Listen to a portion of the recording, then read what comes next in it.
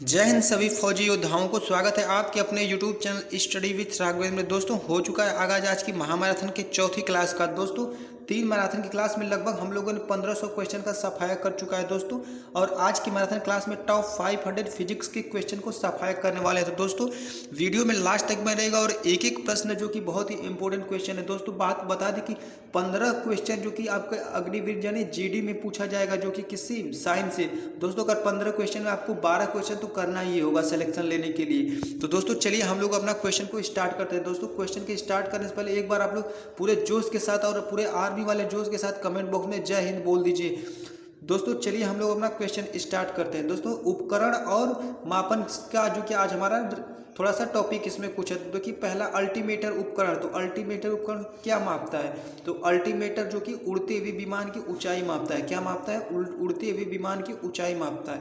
फिर देखिए ammeter. Ammeter क्या मापता है? अमीटर जो कि विद्युत धारा की तीव्रता को मापता है। फिर देखिए ऑडियोमीटर। ऑडियोमीटर क्या मापता है? ऑडियोमीटर ध्वनि की तीव्रता। देखिए ऑडियो से आपको यहाँ पे स्पष्ट हो जा रहा हो, तो इससे ध्वनि की तीव्रता का मापन किया जाता है। फिर देखिए एयरोमीटर। एयरोमीटर क्या है? ये वायु एवं गैस का भार तथा घनत्व है।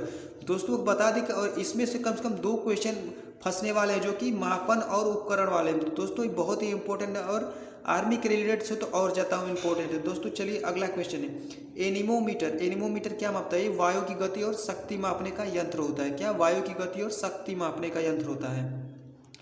फिर देखिए दोस्तों अगला क्वेश्चन है एक्सीलोमीटर। एक्सीलोमीटर क्या होता है? ये गतिमान वाहनों की गति में वृद्धि की दर, यानी एक्सीलेटर जिसको नहीं बोलते हैं वो, उससे संबंध वो है। फिर देखिए आप चलिए बैरोमीटर। बैरोमीटर क्या होता है? तो बैरोमीटर जो कि वायुमंडलीय दाब होता है, इसको मापने के काम करता है। फिर देखिए बोलोमीटर। बोलोमीटर जो कि ऊष्मीय विकिरण मापने का कार्य करता है। फिर देखिए कैलोरीमीटर। ये ऊष्मा की मात्रा, तो ऊष्मा की मात्रा को कैलोरीमीटर मापता है। फिर देखिए वर्नियस कैपिलर्स। ये बेलनाकार वस्तुओं का व्यास एवं गहराई मापने वाला यंत्र है। फिर देखिए क्रायोमीटर। क्रायोमीटर क्या करता है? निम्न ताप को मापता है। फिर ये डेसी सेंटीमीटर, ये पदार्थ का घनत्व। फिर ये फैदोमीटर क्या है? समुद्र की गहराई। इंपॉर्टेंट क्वेश्चन है फैदोमीटर, इसको भी आपको ध्यान रखना है। फिर देखिए दोस्तों गैल्वेनोमीटर। ये विद्युत धारा की प्रबलता। क्या गैल्वेनोमीटर मापता है? विद्युत धारा की प्रबलता। फिर देखिए गायरोस्कोप। ये घूर्णन गति करती हुई वस्तु को कोणीय संवेग मापता है। क्या? घूर्णन कोई वस्तु घूर्णन करे तो उसका कोणीय संवेग को मापता है। क्या? गायरोस्कोप। फिर देखिए अगला क्वेश्चन है ग्रेवोमीटर। ये क्या है? गुरुत्वीय त्वरण को मापता है। गुरुत्वीय त्वरण को किससे मापते हैं? ग्रेवोमीटर से। फिर देखिए हाइड्रोमीटर। हाइड्रोमीटर से क्या मापते हैं? वस्तुओं की सापेक्षिक घनत्वों को मापते हैं। फिर देखिए हाइड्रोफोन। हाइड्रोफोन जो जल के भीतर उत्पन्न ध्वनि होती है उसको हाइड्रोफोन से मापते हैं। किससे? हाइड्रोफोन से। फिर देखिए हाइग्रोमीटर। ये वायुमंडलीय आर्द्रता को मापता है। किसको? वायुमंडलीय आर्द्रता को। फिर देखिए लैक्टोमीटर। लैक्टोमीटर क्या होता है? दूध की शुद्धता की जांच होती है, जो मशीन भी होती है वो क्या होती है? उसमें लैक्टोमीटर होता है। फिर देखिए क्रोनोमीटर। क्रोनोमीटर क्या होता है? पानी के जहाज में सही समय ज्ञात करने के लिए प्रयुक्त उपकरण है, इसको भी आपको ध्यान देना है। फिर देखिए अगला क्वेश्चन है क्रेकोग्राफ। ये पौधों की वृद्धि को दर्शाने वाला यंत्र है। क्या? क्रेकोग्राफ पौधों की वृद्धि को दर्शाने वाला यंत्र। फिर देखिए डायलेटोमीटर। फिर ये क्या है? किसी वस्तु के उत्पन्न आयतन के परिवर्तन को मापने का यंत्र है।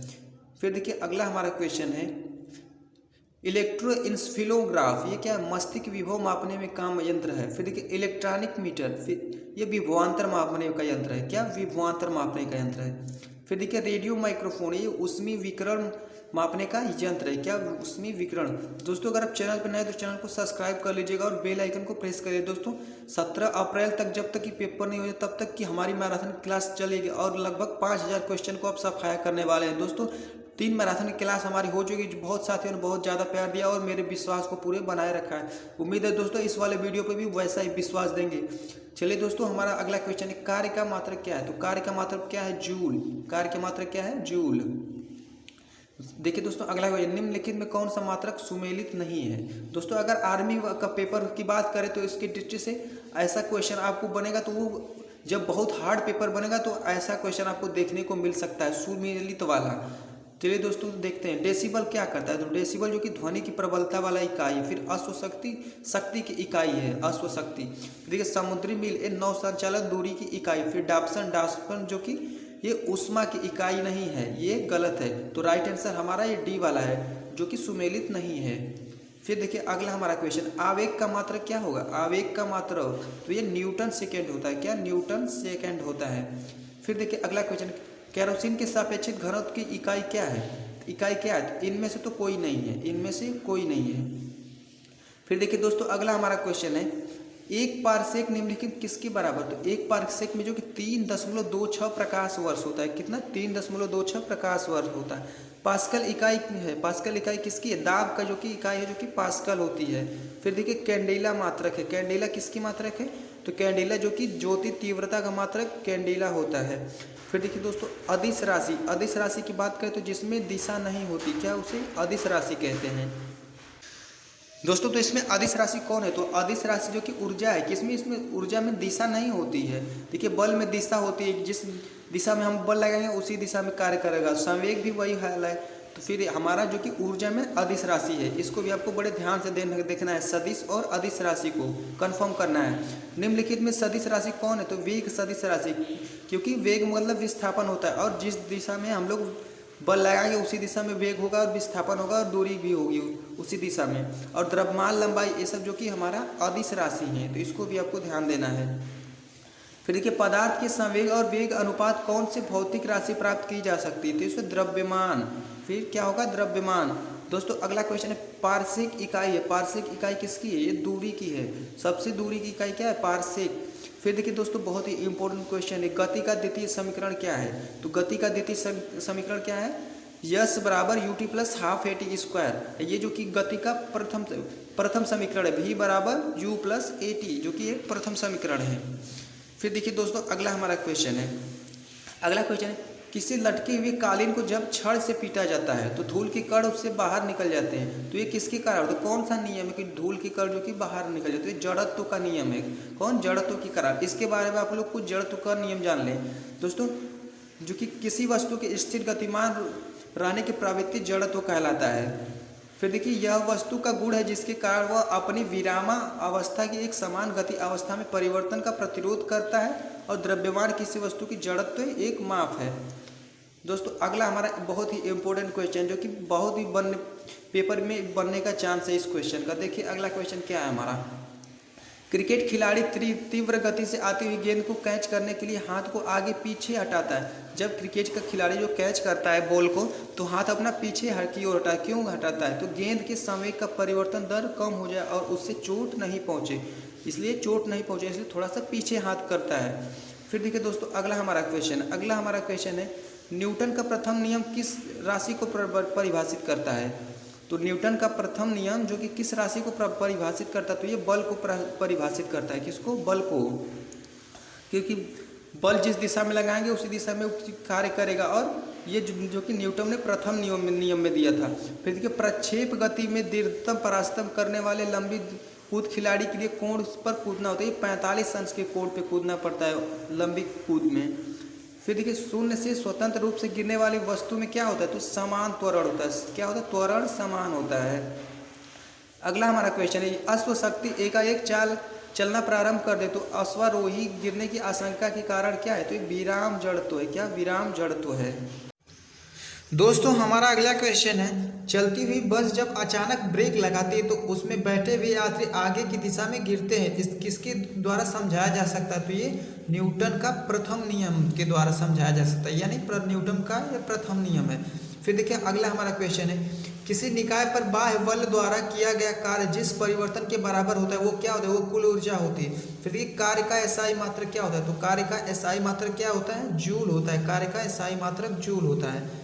फिर देखिए अगला क्वेश्चन, किसी वस्तु द्वारा किया गया कार्य क्या हो सकता है? वो धनात्मक भी हो सकता है, ऋणात्मक भी हो सकता है और शून्य भी हो सकता है। तो इसलिए राइट आंसर डी होगा, यानी तीनों हो जाएगा। फिर देखिए अगला हमारा क्वेश्चन है, 1 किलोवाट घंटा किस राशि का मात्रक है? तो ये ऊर्जा का मात्रक है। 1 किलोवाट घंटा किसके मात्रक है? ऊर्जा का मात्रक है। फिर देखिए अगला क्वेश्चन, कार्य तथा शक्ति में क्या संबंध? तो कार्य के बराबर क्या होता है? शक्ति गुणे समय। क्या होता है? कार्य बराबर शक्ति गुणे समय होता है। फिर देखिए अश्व शक्ति बराबर होता है किसकी? 746 वाट में। एक अश्व शक्ति में 746 वाट होते हैं। फिर देखिए अगला क्वेश्चन, गुरुत्वाकर्षण नियम के प्रतिपादक कौन है? तो ये कौन थे? Sir Isaac Newton. इनका पूरा नाम सर आइजक न्यूटन है। फिर देखिए, एक अंतरिक्ष यात्री को उसके अंतरिक्ष यान में पृथ्वी की परिक्रमा करते हुए समय अनुभव होता है कैसा? भारहीनता का अनुभव होता है। कैसा? भारहीनता का। फिर देखिए अगला हमारा क्वेश्चन है, लोलक घड़ियां गर्मियों में क्यों मंद हो जाती है? लोलक घड़ियों गर्मियों में क्यों धीरे हो जाती है? तो ये ग्रीष्म काल में लोलक की लंबाई बढ़ जाती है, जिससे कारण इकाई दोलन में लगा हुआ समय बढ़ जाता है। फिर देखिए, पीसा की मीनार, झुकी हुई मीनार क्यों नहीं गिरती? पीसा की झुकी हुई मीनार क्यों नहीं गिरती? तो इसके गुरुत्व केंद्र में जाने वाली ऊर्ध्वाधर रेखा मीनार है, जो कि इसकी वजह से वो नहीं गिरती। फिर देखिए अगला हमारा क्वेश्चन है, अगला हमारा क्वेश्चन इंपॉर्टेंट क्वेश्चन, चंद्रमा पर कोई वायुमंडल नहीं है क्योंकि इस पर गैस के अणुओं का पलायन वेग एवं माध्य मूल कम होता है। क्या? माध्य मूल कम होता है। फिर देखिए दोस्तों अगला हमारा क्वेश्चन है, दोस्तों हमारा अगला क्वेश्चन है, वर्षा की बूंदें गोलाकार होती है क्योंकि जो पृष्ठ तनाव के कारण वर्षा की बूंदें जो कि गोलाकार होती हैं। तो इसको भी आपको बड़ा ध्यान से देखना होगा। फिर देखिए, वायुमंडल माप के पाठ्यांक में अचानक गिरावट आती है, किसके कारण? तो ये मौसम तूफानी का जो कि संकेत होता है, और उसी के वायुदाब के पाठ्यांक में उसकी जो सुई होती है वो नीचे की ओर आती है, यानी गिरावट होती है।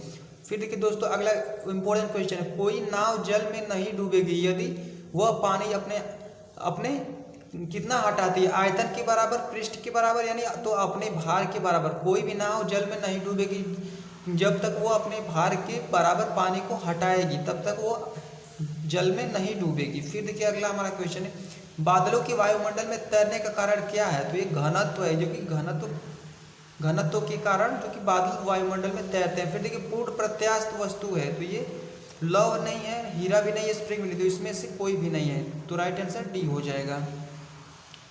फिर देखिए अगला हमारा क्वेश्चन है, यदि किसी तौलिया के एक सिरे को पानी में डुबाया जाता था, दूसरे सिरे को पानी अपने आप पहुंच जाता है, तो ये किसके कारण? तो ये केशिकत्व के कारण होता है। किसी तौलिए को पानी में आप डुबा देंगे तो थोड़ी ऊपर अपने आप पानी चला जाता है, तो किसके कारण? केशिकत्व के द्वारा चला जाता है। फिर देखिए अगला हमारा क्वेश्चन है, गर्म सूप पीने पर ठंडे सूप की तुलना में अधिक स्वादिष्ट लगता है। जैसे आपने चाय ही लिया, चाय गर्म ही लोग पसंद करते हैं क्योंकि गर्म सूप का पृष्ठ तनाव क्या होता है? जो कि ठंडे सूप से कम होता है। गर्म सूप का जो कि पृष्ठ तनाव ठंडे सूप से कम होता है, तो ध्यान रखना है आपको। अगला दोस्तों हमारा क्वेश्चन है, मिट्टी के तेल का पानी ऊपर इसलिए तैरता है क्योंकि उसका घनत्व पानी के घनत्व से अधिक होता है, ये नहीं होता है। फिर देखिए, उसका घनत्व पानी के घनत्व से कम होता है, कम होगा तभी नहीं तैरेगा, इसलिए राइट आंसर बी हो जाएगा हमारा। फिर देखिए अगला हमारा क्वेश्चन है, बहुत ही अगला हमारा इंपॉर्टेंट क्वेश्चन है, गैस से भरे गुब्बारे का नाखून की तुलना में सुई से काटना आसान क्यों होता है? तो ये सुई गुब्बारे पर नाखून की तुलना में अधिक दाब डालती है। सुई अधिक डालती है क्योंकि दाब डालती है क्योंकि सुई नुकीली होती है। फिर देखिए अगला हमारा क्वेश्चन है, पृष्ठ तनाव किसके कारण उत्पन्न होता है? ये अणुओं के मध्य संसंजक बल के द्वारा पृष्ठ तनाव उत्पन्न होता है, तो इसको ध्यान रखना है। फिर देखिए, रबर की अपेक्षा स्टील अधिक प्रत्यास्थ है क्योंकि अधिक विरूपक बल की आवश्यकता होती है। किसमें? रबर में अधिक विरूपक बल की आवश्यकता होती है। फिर देखिए, निम्नलिखित में किस प्रकार की तरंगों का उपयोग रात्रि दृष्टि उपकरण में किया जाता है? अवरक्त तरंगी को, जो कि रात में देखने के लिए किया जाता है। फिर देखिए अगला क्वेश्चन है, कॉस्मिक किरण क्या है? तो कॉस्मिक किरण क्या है? आवेशित कण है। कॉस्मिक किरण आवेशित कण है। फिर देखिए दोस्तों अगला हमारा क्वेश्चन है, FM प्रसारण सेवा प्रयुक्त होने वाले आवृत्ति बैंड का परास होता है, क्या होता है? ये 88 से 108 मेगाहर्ट्ज के साथ होता है। कितना? 88 से 108। फिर देखिए अगला हमारा क्वेश्चन है, दो उत्तरोत्तर श्रृंगों अथवा उत्तरोत्तर गर्तों के बीच की दूरी को क्या कहते हैं? तो उसको तरंग दैर्ध्य कहते हैं। क्या? तरंग दैर्ध्य कहते हैं। दोस्तों अगला हमारा क्वेश्चन है, पराध्वनिक जेट की उड़ान के कारण क्या होता है? तो ये ओजोन लेयर में बंधा होता है। क्या? ओजोन लेयर में बंधा होता है। फिर देखिए दोस्तों अगला हमारा क्वेश्चन है, उस विकिरण का ऊर्जा का नाम बताइए जिसकी ऊर्जा न्यूनतम है। उस विकिरण ऊर्जा का नाम बताइए जिसकी ऊर्जा न्यूनतम है। तो किसकी ऊर्जा है? सूक्ष्म तरंग विकिरण। कौन सा? सूक्ष्म तरंग विकिरण है। दोस्तों हमारा अगला क्वेश्चन है, पृथ्वी से देखने पर आकाश नीला दिखाई देता है, जिसका कारण क्या है? तो वायुमंडल में सूर्य के प्रकाश का लघुत्तर तरंगदैर्ध्य का प्रकीर्णन। दोस्तों प्रकीर्णन शब्द आपको याद करना है, इसमें प्रकीर्णन शब्द जो कि बहुत ही इंपॉर्टेंट है। पृथ्वी से आकाश नीला दिखाई देता है, तो उसमें प्रश्न में आपके प्रकीर्णन शब्द जरूर आएगा, तो इसको ध्यान रखिएगा। फिर देखिए, निम्नलिखित में प्राथमिक रंग कौन सा है? तो ये लाल हरा नीला है। कौन सा? लाल हरा नीला है, तो इसको भी आपको ध्यान रखना है। फिर देखिए प्रकाशीय तंतु किस सिद्धांत पर काम करता है? तो ये पूर्ण आंतरिक परिवर्तन सिद्धांत पे काम करता है। फिर देखिए अगला हमारा क्वेश्चन है, ट्रैफिक सिग्नल में लाल प्रकाश प्रयुक्त होता है क्योंकि इसका तरंग दैर्घ्य सर्वाधिक होती है। क्यों? किस लिए लाल प्रकाश का जो प्रयुक्त किया जाता है लाल रंग वाला सिग्नल का? तो ये तरंग दैर्घ्य इसका सर्वाधिक होती है। फिर देखिए अगला क्वेश्चन है, मानव नेत्र एक कैमरे के समान है, अतः एक लेंस क्या बनता है? तो लेंस पर जो कि कहाँ बनता है? दृढ़ पटल पर पिंड का उल्टा एवं वास्तविक प्रतिबिंब बनता है। फिर देखिए आकाश में इंद्रधनुष के कारण किस कारण से बनता है? तो ये सूर्य के प्रकाश का वर्ण विक्षेपण होता है, सूर्य प्रकाश का परावर्तन तथा पूर्ण आंतरिक परावर्तन, सूर्य का प्रकाश का अपवर्तन, यानी डी हो जाएगा, उपयोग सभी हो जाएगा। फिर देखिए अगला हमारा क्वेश्चन, निकट दृष्टि दोष एक बीमारी है जो जुड़ी होती है किससे? निकट दृष्टि दोष आंखों की बीमारी है। फिर देखिए अगला हमारा क्वेश्चन है, यदि किसी दर्पण के आगे की भी दूरी खड़े रहने पर प्रतिबिंब सीधा दिखाई देता है तो वह दर्पण किस प्रकार का होता है? तो ये समतल या उत्तल दर्पण होता है। क्या? समतल या उत्तल दर्पण होता है। फिर देखिए प्रकाशिकी यंत्रों में लेंसों का उपयोग किस परिघटना द्वारा प्रतिबिंब बनाने के लिए होता है? तो ये अपवर्तन के द्वारा। दोस्तों अगला क्वेश्चन बहुत ही इंपॉर्टेंट है, प्रकाश का वेग कितना होता है? 3 × 10⁸ मीटर प्रति सेकेंड होता है। दोस्तों मात्रक जरूर याद करना है आपको। फिर देखिए अगला हमारा क्वेश्चन है, प्रकाश किस सिद्धांत के आधार पर छाया बनाती है? ऋजुरेखी संरचना के आधार पर छाया बनाती है। फिर देखिए अगला हमारा क्वेश्चन है, जब प्रकाश सघन माध्यम से विरल माध्यम में गुजरता है तब उसका आपतन कोण क्रांतिक कोण से अधिक हो तो कौन सी परिघटना होती है? पूर्ण आंतरिक परिवर्तन होती है। कौन सी? पूर्ण आंतरिक परिवर्तन। फिर देखो इंद्रधनुष में रंगों का क्रम क्या होता है? तो इसमें आपको एक शब्द याद करना है, विबग्योर, जो कि वी से क्या होगा? वायलेट मतलब बैगनी। फिर आई से क्या होगा? आई से क्या? इंडिगो मतलब जामुनी। फिर ब्लू से क्या होगा? नीला। फिर हरा, पीला, नारंगी, लाल, जो कि कौन सा रंग है? जो कि रंगों का क्रम है, तो इसको भी आपको ध्यान देना है। अगला क्वेश्चन है, जल में भरे बीकर की तली में थोड़ी उठी सी प्रतीत होती है, इसका कारण क्या है? तो ये अपवर्तन का कारण है। क्या? अपवर्तन का कारण है। फिर देखिए कृष्ण प्रकाशी घटना के कारण पानी में भरे बर्तन में डुबाई गई छड़ मुड़ी हुई प्रतीत होती है, अपवर्तन के कारण। किसके कारण? अपवर्तन के कारण। अगला दोस्तों हमारा क्वेश्चन है, मोटर कार के पश्च के लिए कौन सा दर्पण प्रयुक्त होता है? तो ये उत्तल दर्पण, यानी मोटर कार में, यानी जो मोटर में लगा होता है दर्पण साइड वाला, वो कौन सा दर्पण होता है? उत्तल दर्पण। फिर देखिए दाढ़ी बनाने के लिए प्रयोग किया जाना शब्द कौन सा दर्पण होता है? अवतल दर्पण। दाढ़ी बनाने में अवतल दर्पण का प्रयोग होता है। फिर देखिए पानी में हवा का बुलबुला वैसे ही काम करता है जैसे अवतल लेंस काम करता है। कैसे? अगला क्वेश्चन है, फोटो में कैमरे किस प्रकार लेंस का उपयोग होता है? फोटो कैमरे में किस प्रकार का लेंस का उपयोग होता है? उत्तल लेंस होता है। कौन सा लेंस? उत्तल लेंस। फिर निकट दृष्टि दोष से पीड़ित व्यक्ति के चश्मे में किस प्रकार का लेंस होता है? तो ये अवतल लेंस होता है। कौन सा लेंस? अवतल लेंस होता है। फिर दूर दृष्टि दोष से पीड़ित व्यक्ति के चश्मे में किस प्रकार का अथवा दर्पण का उपयोग होता है? उत्तल लेंस का होता है। अगला क्वेश्चन है, दंत चिकित्सकों द्वारा किस प्रकार के दर्पण का उपयोग दांतों का बड़ा प्रतिबिंब देखने के लिए किया जाता है? ये अवतल दर्पण का किया जाता है। किसको? अवतल दर्पण का।